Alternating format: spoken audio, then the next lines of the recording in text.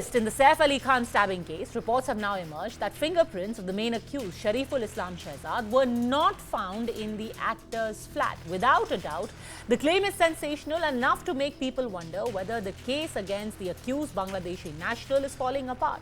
So first, the facts. The charge sheet in the case says that 19 of the 20 fingerprint samples that were collected from various parts of the crime scene were either unidentifiable or unfit for forensic comparison.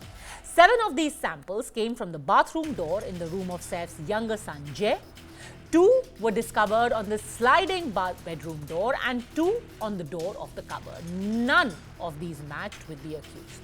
The rest of the fingerprint samples that were picked up from the marble, the wall and the doors simply weren't detailed enough and were therefore unfit for testing. But now comes the critical part. What does this mean? Does the lack of multiple fingerprint matches mean that Shariful is innocent? Why didn't 19 of the unmatched fingerprints also test positive? Does it mean that he wasn't actually present at the spot? Is the evidence very weak? Not quite. For multiple reasons. The first reason is that there is a match that was recovered from the 8th floor of the building. A single left palm print found there was determined to be that of Shariful Shehzad.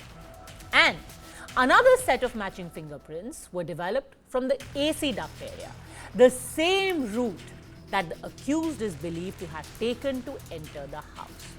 So what about the mismatch in the case of the others? Why did 19 out of 20 not match? The answer actually is quite fundamental. Chances of all the prints lifted being a positive match are 1 in 1,000. It's that rare, as several people would have used and touched those objects, those surfaces, before the police even got to them. That's not all. The 1,600 plus pages of the charge sheet actually have multiple other pieces of evidence that directly link Shariful with the crime. The first clinching piece of evidence is the knife.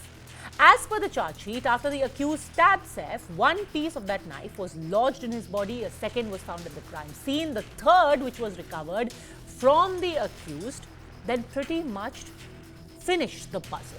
All 3 pieces matched.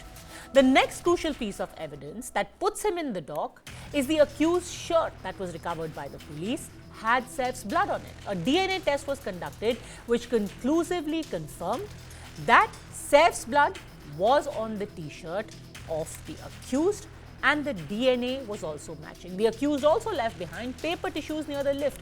He used to clean the blood on his body, and here also the DNA was matched. He was using the tissues to wipe off the blood. The DNA was right there.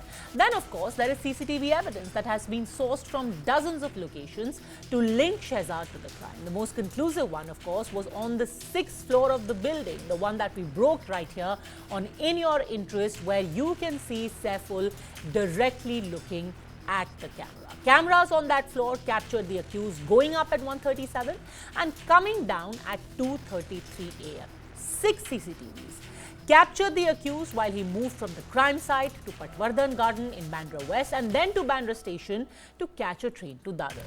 He was also captured on cameras a day before the crime on the 15th of January in the vicinity of Sadhguru Sharan building. The cameras on Bharti Villa and Next Avenue buildings recorded all of his movements, showed how he conducted a recce. And then let's talk about the multiple witnesses who recorded their testimonies. One that stands out is of an auto driver who dropped Shariful near Saif's house a day before the attack. Auto driver Dhananjay Cheney said that he remembered Shariful because the fare from the Bandra station to Fortune Heights, which is barely 50 meters from Saif's residence, was 23 rupees. But the accused gave him 50 and didn't demand change. Clearly, generosity did not serve Shariful Shehzad very well in this particular case. All of these pieces of evidence quite conclusively link the man to the crime.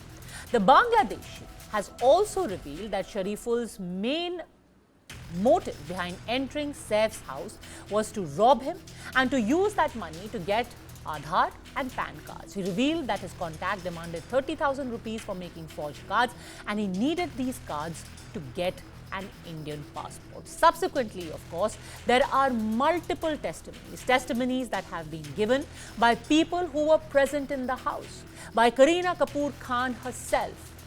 All of this, along with the material evidence, far outweighs the 19 prints that do not.